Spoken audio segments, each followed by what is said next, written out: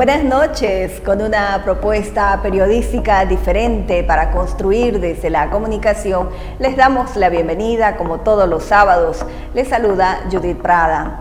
Estamos en la víspera de las elecciones subnacionales en Bolivia. La población elegirá, haciendo uso de su derecho democrático, a sus autoridades departamentales y municipales. Hay un silencio electoral mientras transcurren las horas para que el tribunal instale este domingo las mesas de sufragio y el ciudadano se manifieste después de las campañas, las promesas, en medio del duelo que viven muchas familias en Bolivia. En cobertura tenemos un informe especial. La pedagogía de los antecedentes políticos en Bolivia y en otras naciones han marcado hechos como las maniobras para lograr reelecciones, principalmente presidenciales, una figura recurrente con un relajamiento de las normas para viabilizar este tipo de procesos. En reiteradas oportunidades, la politóloga Vania Sandoval ha manifestado que lo que falta en Bolivia es una cultura de la transparencia para enfrentar la buena gobernanza en todas sus autoridades nacionales y locales. Eso se llama transparencia, pero lamentablemente en Bolivia no tenemos esa cultura política de transparencia. Se considera maravilloso que un funcionario público, por decir un alcalde, rinda cuentas. Estos son los números de este año. Entonces nos falta incrementar la cultura política de la transparencia y eso tenemos que hacerlo cambiando nuestro chip, pensando que la información es un bien público y que la información sobre la gestión pertenece a toda la sociedad, no solamente a las autoridades.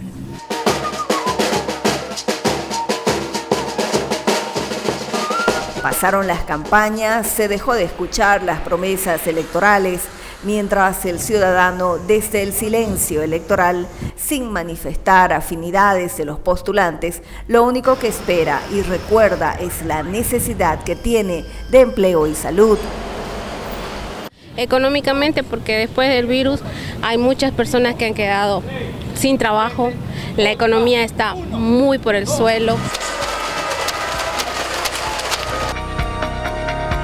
Bolivia es dependiente de sus recursos naturales en su economía principal. El petróleo y gas han fomentado el crecimiento de esta nación, como también la producción minera, y esta está en la categoría como cuarto productor mundial.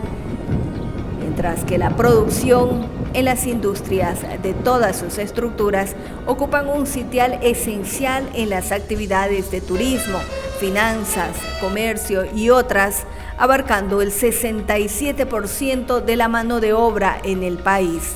Y al ciudadano le tomen en cuenta en sus derechos. Las obligaciones que debe atender cada ciudadano de manera individual llega con mucho pesar la nueva normalidad de la vida con la oscuridad de la muerte que enfrentan los bolivianos a diario.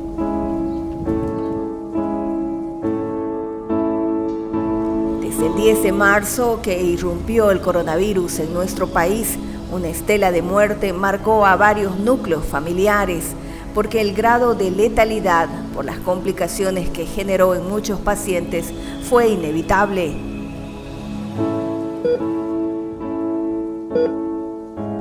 Más de 11.000 personas murieron en Bolivia por esta enfermedad, entre médicos, enfermeras, políticos, periodistas, policías, militares, sacerdotes, empresarios, estudiantes y la población en general.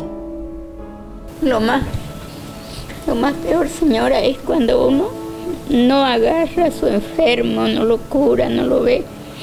Hasta lo último, eso había sido lo peor. No lo vimos. El virus fue inexorable y silenció la vida de más de 11.000 personas y otras que aún luchan en terapia intensiva.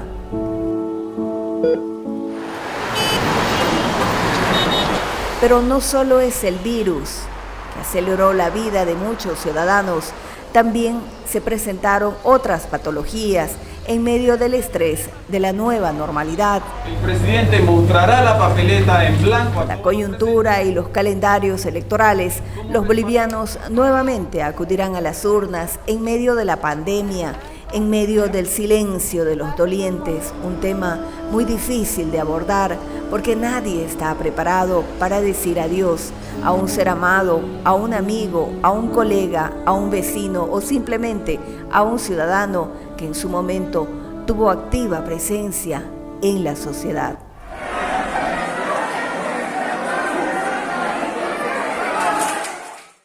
La muerte inesperada de estos universitarios de la UPEA del Alto dejó un vacío insustituible para sus familiares. Los organismos de seguridad del Estado investigan. Hay detenidos, aunque nada le devolverá la vida a estos jóvenes. Finaliza una semana con muchas complejidades y dolor para varias familias.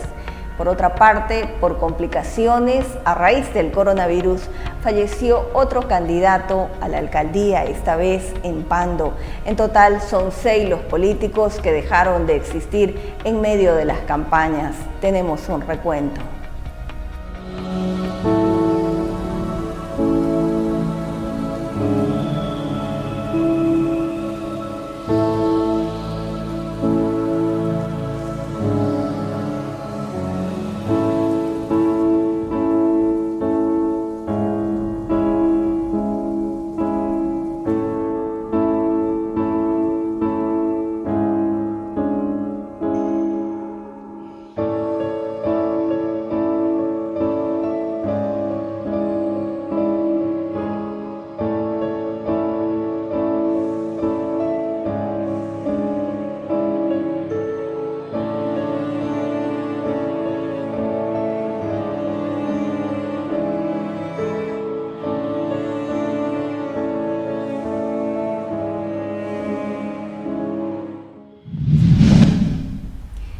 Y en medio del ruido de las campañas electorales en Bolivia, muchas familias han intentado sobrellevar los días más difíciles por la repentina muerte de un familiar.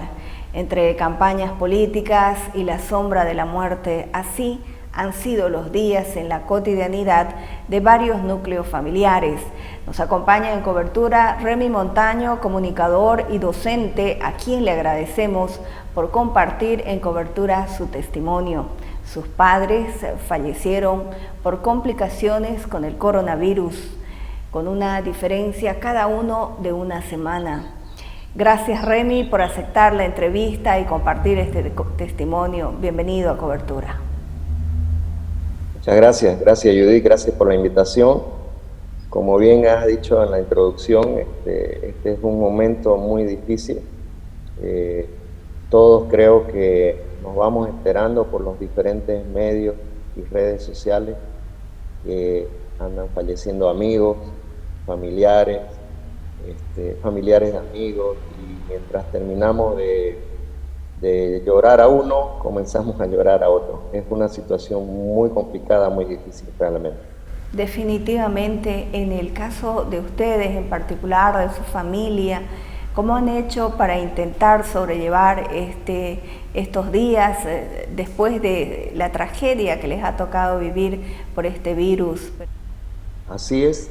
En el caso nuestro, fíjense ustedes, empezó la pandemia desde marzo, y la decisión de la familia con mis hermanos, con lo cual vivían mis padres, fue que no salgan ni a las rejas, ¿no? La vez que hablaba con ellos se quejaban porque mis hermanos le decían que se entre incluso a la reja, a no saludar a nadie, a no comprar lo que siempre compraban.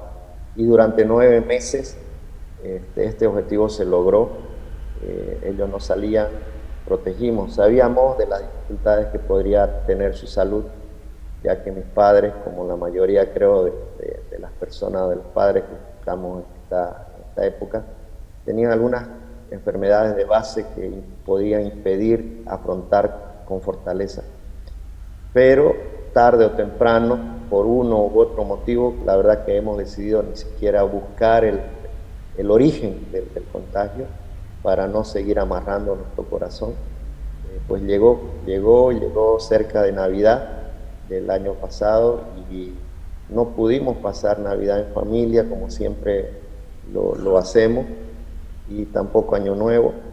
Y finales del año ya fue internado mi papá, y primeros días de este nuevo año ya pasó a terapia.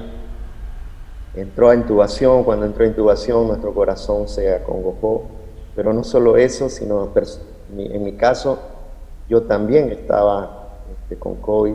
Yo, mi esposa, todos mis hijos en la familia estábamos en cuarentena, y daba pena no poder ir y apoyar y estar ahí presente. Uno de mis hermanos con el cual él vivía, estaba bajo su cuidado, son dos de mis hermanos, pero uno de ellos era el que estuvo ahí una semana en terapias con él.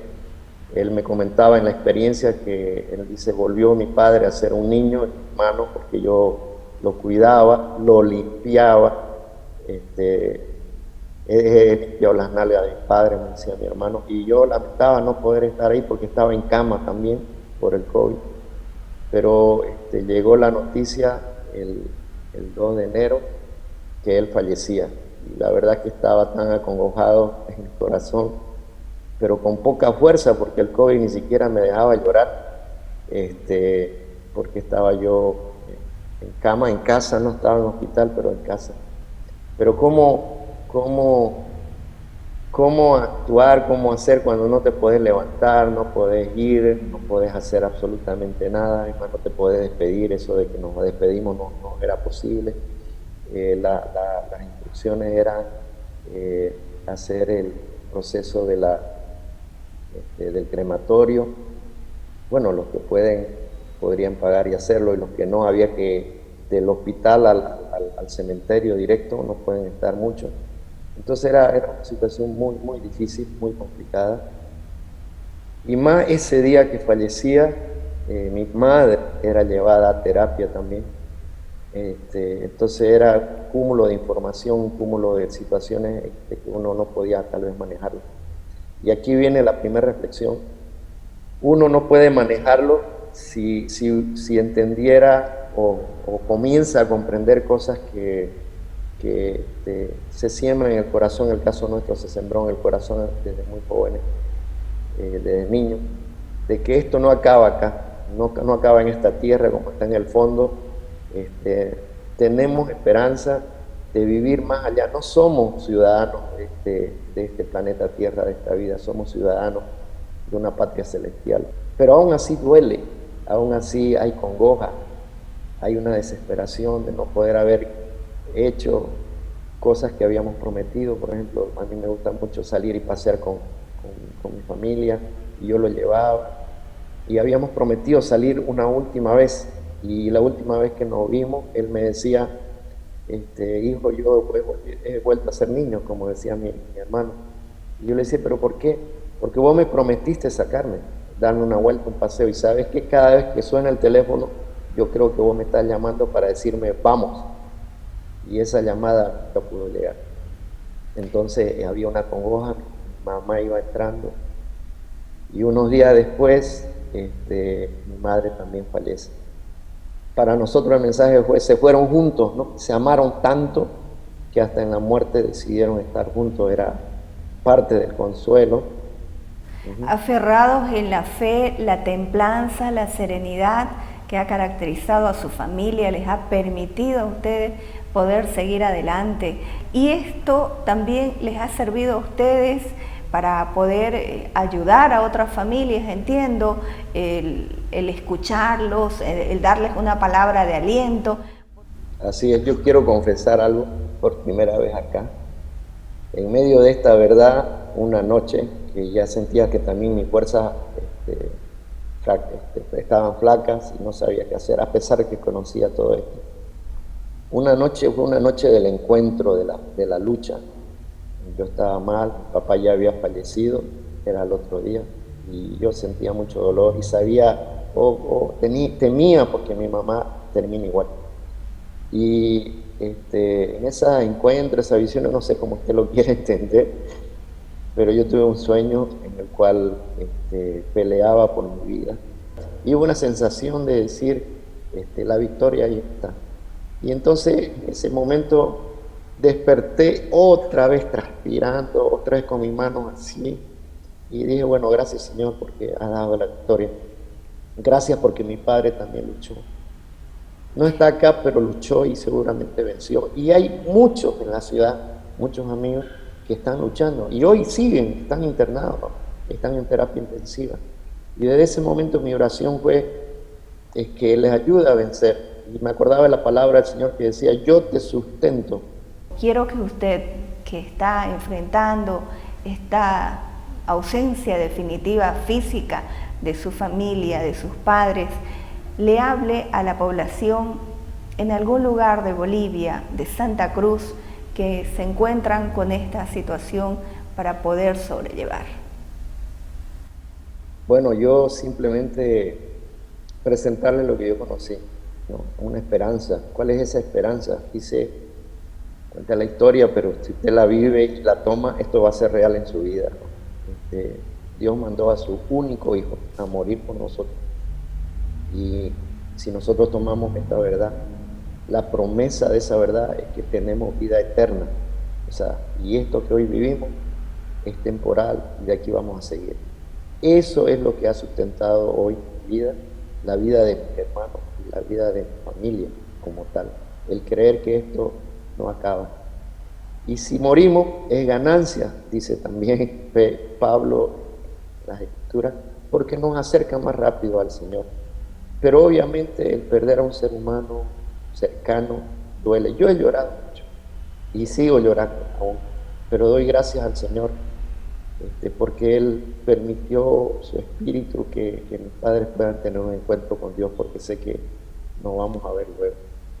Eso uno. Y dos, no luche solo, no pelee solo, pelee en comunidad, luche en comunidad, déjese abrazar por los que lo quieren, por las personas que piensan igual que usted o le tienen un amor, porque sabe que mientras yo estaba peleando y dolorido, y tendido en una cama y con mi padre fallecido, no sabe cómo alienta escuchar un audio que le mandan a usted por WhatsApp, o cómo lee usted ese mensaje de alguien que lo quiere y lo alienta a seguir adelante. Es como, me imagino yo, como los futbolistas, ¿no? Cuando están jugando y le gritan y dice vamos, o gritan un gol.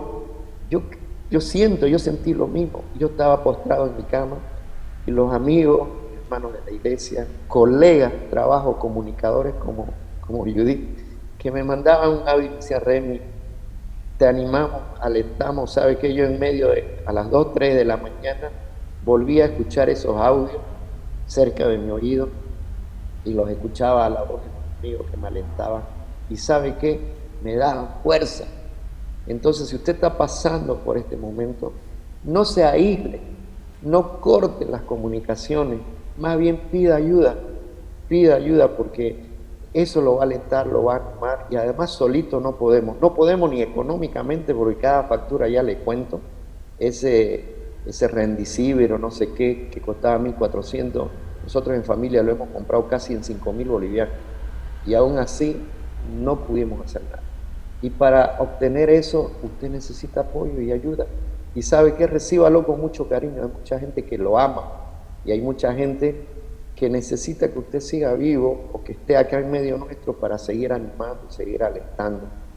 Quiero mandarle un mensaje a todos los amigos y a los que no son amigos, ciudadanos de este pueblo, de esta ciudad, de este mundo, que está luchando y está peleando. Lo animo a seguir adelante. Busquen consuelo en grupo, en comunidad, y apoyémonos. Y hoy es tiempo de milagros, usted no lo crea. He escuchado testimonios de otros amigos que han estado 30 días en terapias, entubados, y fueron levantados. Como otros, como mi padre, que aguantaron 2 días y ya no llegaron. Pero en medio de todo, aprendí a dar gracias a Dios, así que agradezco esta oportunidad de poder compartir el domingo. Vamos adelante, no acaba, esto va a seguir, pero Dios es más fuerte su fuerza, su justicia y su misericordia es mayor a esto. Así que los aliento a seguir. Gracias, Judith. Enviamos toda nuestra solidaridad a la familia de Remy Montaño, también de los colegas Maggie Talavera. Fe, fortaleza, la esperanza es lo que queda. Hacemos una pausa en cobertura y continuamos más con este tema.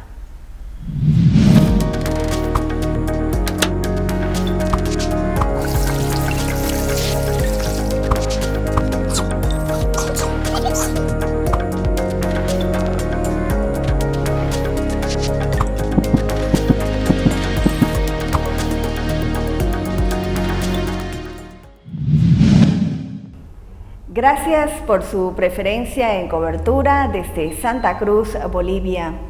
Hablar del duelo, de una despedida inesperada y definitiva, decir adiós, genera muchas reacciones y claro, es un tema muy difícil de hablar, de aceptar, pero la pandemia desde hace un año marcó fronteras entre la humanidad por el alto grado de contagio y de letalidad, al extremo que en algunos centros de salud llegaron a comparar entre la vida de una persona a otra, darle la asistencia necesaria a un paciente y a otro, pero llegar a darle finalmente la noticia al doliente, difícil, ¿no? Esa situación se ha vivido en Bolivia como en el resto de otros países. Nos acompaña desde Sucre el director de contenidos, Oscar Díaz, para conversar sobre este tema. Bienvenido a Cobertura, Oscar. Hola Judith, ¿qué tal? Te agradezco mucho por la atención al al último tema que he tratado yo en mi columna, y es el de la muerte, justamente, de cómo nos ha tomado desprevenidos el coronavirus y cómo nos está golpeando tan duramente el COVID. Y como yo comento en mi columna, esa sensación de escalofrío que sentimos cada día cuando revisamos, por ejemplo, nuestras redes sociales, el Facebook, y vemos, entre comillas, la muerte, ¿no es cierto?, de gente tan cercana, de gente amiga, en nuestras propias familias, el dolor indescriptible que está provocando esta pandemia. El título del artículo, La muerte como una lotería, ¿cómo lo describes? Y sí, es algo que a mí me ha impresionado y mucho durante el último año, la manera en la que se están yendo muchos de nuestros seres queridos más cercanos, de formas tan inesperadas. Jamás hubiéramos pensado que algunos de los nuestros se fueran así, y por eso digo, lo comparaba con una lotería, ¿no? Porque inclusive la forma del contagio del coronavirus es tan imprevisible. Conocemos todos de personas que nos han dicho que se han cuidado hasta el extremo, y sin embargo así todos se han contagiado. Jóvenes, personas atléticas, deportistas que nunca han bebido, nunca han fumado, gente sana aparentemente, y sin embargo, cuando se han contagiado, han terminado en terapia intensiva, muchos de ellos intubados, y después de algún tiempo han perdido la batalla, ¿no? Entonces, por eso me he atrevido a escribir sobre este tema tan delicado. Te cuento que han sido de las columnas para mí más difíciles de escribir, porque uno puede herir sensibilidades, ¿no? Es muy difícil hablar de la muerte y de, por ejemplo, compararla con una lotería, como en este caso. Correcto, más de 11.000 son las personas que han perdido la vida en Bolivia producto del coronavirus, pero también se han producido otras patologías por el estrés, el encierro, la nueva normalidad que le tocó enfrentar, que nos toca enfrentar a todos. Oscar, en medio de todo este momento sensible para muchas familias en Bolivia, también hemos estado viviendo una intensa campaña política. ¿Cómo has visto estos dos escenarios? Y bueno, es realmente contradictorio, ¿no?, que tengamos que sobrellevar esta nueva normalidad que tú hablas, y de la que yo me refiero también, es la nueva normalidad que es sobrellevar la muerte, ¿no? La muerte en esta nueva normalidad, para lo que no estábamos preparados, y paralelamente tener que seguir tratando de llevar una vida normal. Y así es que durante los últimos meses se ha discutido tanto sobre la posibilidad de aplazar las elecciones, y sin embargo esto no ha ocurrido. Estamos a muy pocas horas de unos nuevos comicios, no se están respetando las medidas de bioseguridad. Es realmente problemático lo que podría ocurrir si esto llegara a repetirse el domingo, así que hay que tener mucho cuidado. Me parece que la ciudadanía en este caso va a tener mucho que ver en cuanto a su comportamiento el domingo, para que la pandemia no eleve cifras de contagios y esta aparente desescalada que está ocurriendo en diferentes partes del país siga así. Con relación a lo político estrictamente, yo veo que es muy interesante los movimientos que se producen en algunas alcaldías, en algunas gobernaciones. Estamos a punto de presenciar verdaderos cambios de timón, diría yo.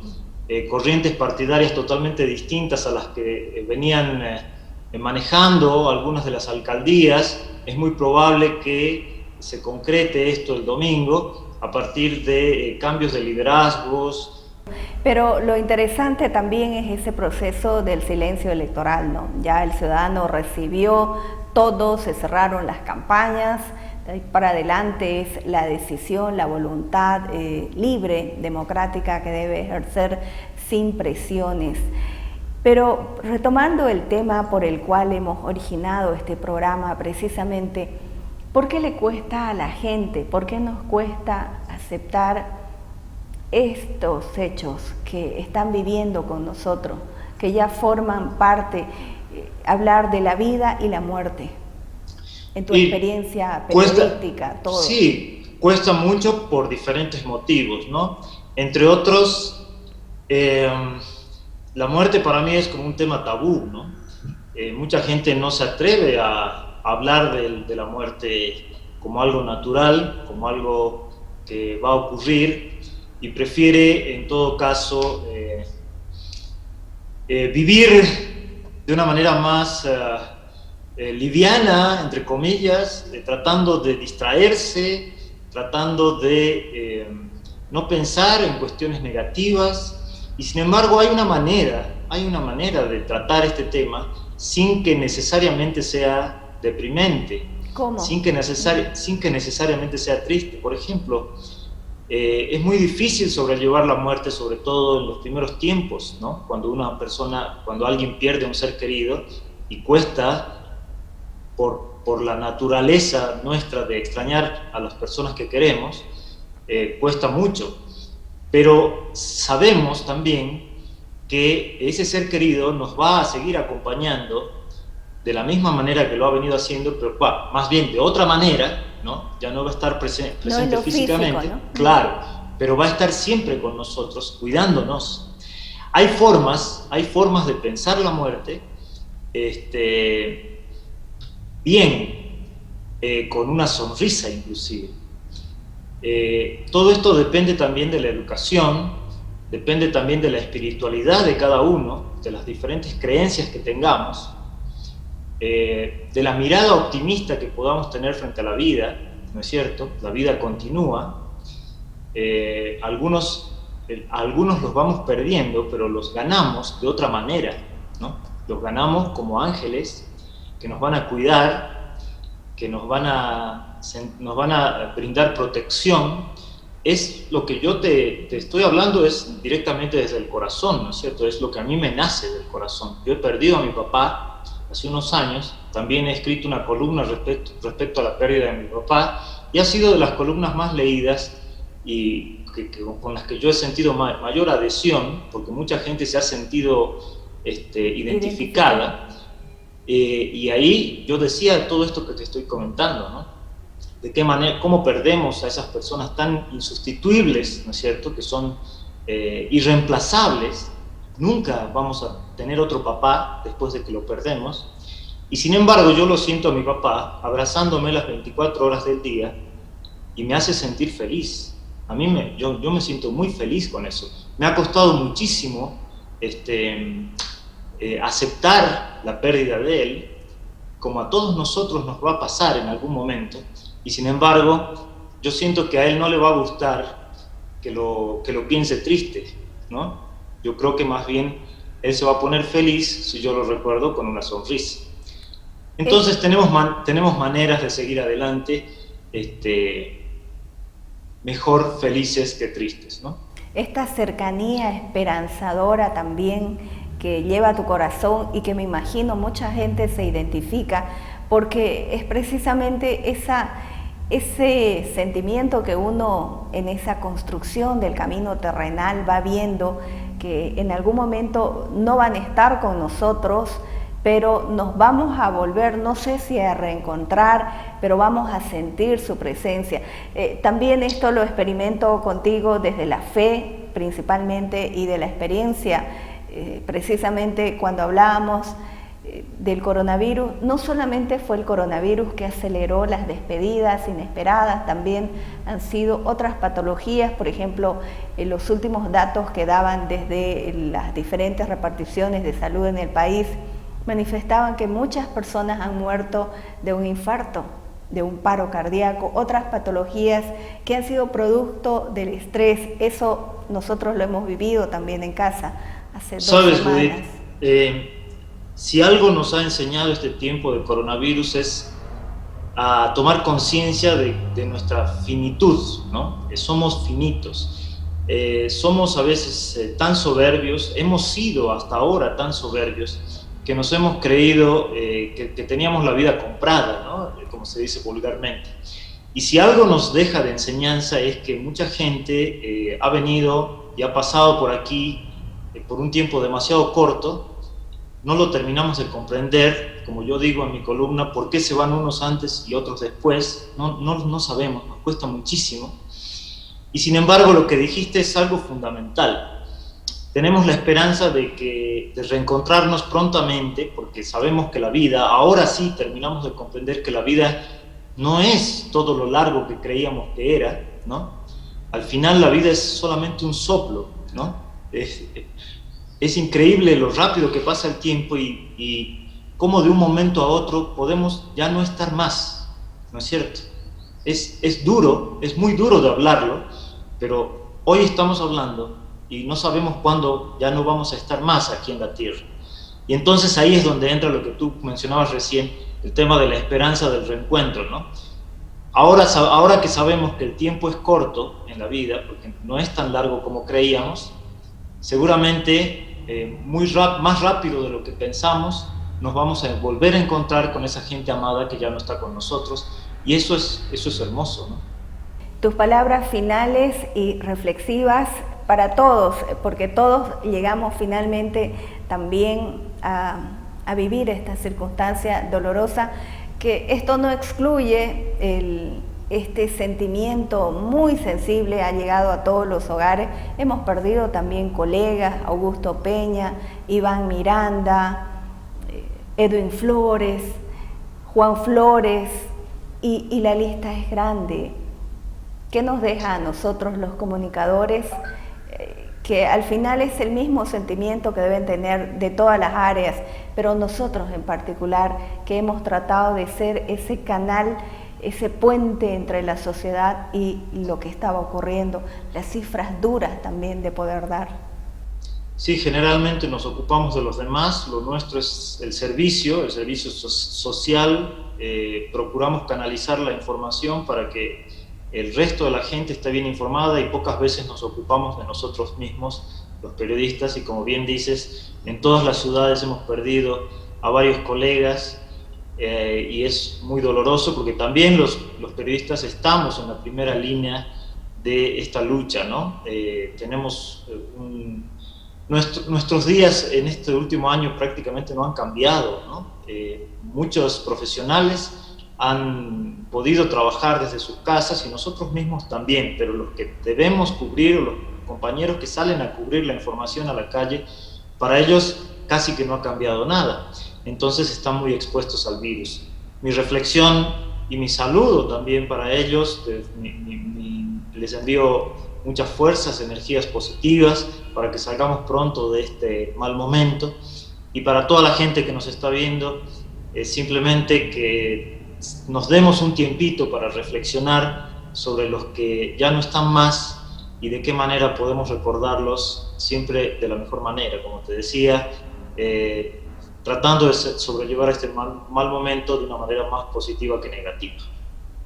Mucha fortaleza, esperanza. Muchísimas gracias, Óscar, por compartir estas reflexiones y bueno, cuídate, sigamos todos adelante en este ánimo también de informar y de continuar. Hacemos una pausa en Cobertura. Domingo 7 de marzo, edición especial en Cobertura Elecciones Digital.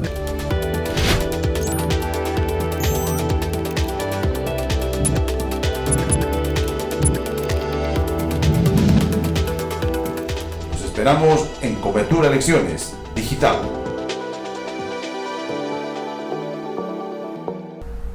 Y este domingo a las 13 horas tendremos una edición especial con un recuento de lo más sustancioso de esta nueva historia de ejercicio ciudadano, después de un discernimiento individual de cada elector que participará de las elecciones subnacionales.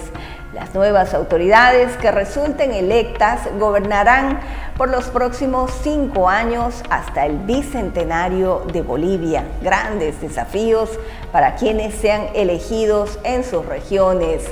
Y nosotros los esperamos con una edición especial este domingo con nuevos retos que emergen desde la comunicación. Y al finalizar, esperamos que el tema abordado en esta edición de Cobertura, la vida y la muerte, haya sido apropiado para ustedes. En algún momento nos tocará ese viaje final. Sería bueno que nos encuentre con serenidad y cultivando en nuestro huerto de la vida siempre la prudencia en todo sentido. Y aquí hemos concluido Cobertura, no sin antes recordarles nuestras direcciones para que se comuniquen con nosotros hasta nuestra casa digital en Santa Cruz. Siempre atentos si desean comunicarse también con otras áreas de producción, de redes y finanzas.